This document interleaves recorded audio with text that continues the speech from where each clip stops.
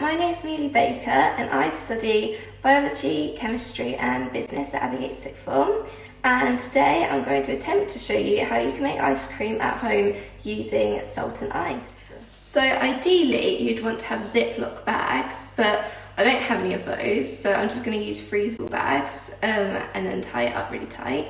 And the first thing you want to do is put the cream into the bag with sugar and any other flavourings you want, so you could put vanilla in or chocolate. So I'm now just adding the sugar to the cream and I'm going to give it a mix.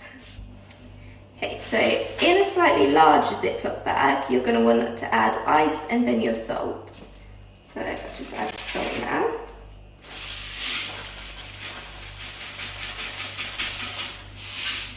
There you go. And then tie up your bag. And, oh, this is another thing, try and get as much of the air out as you can, and that'll just help for freezing. There we go.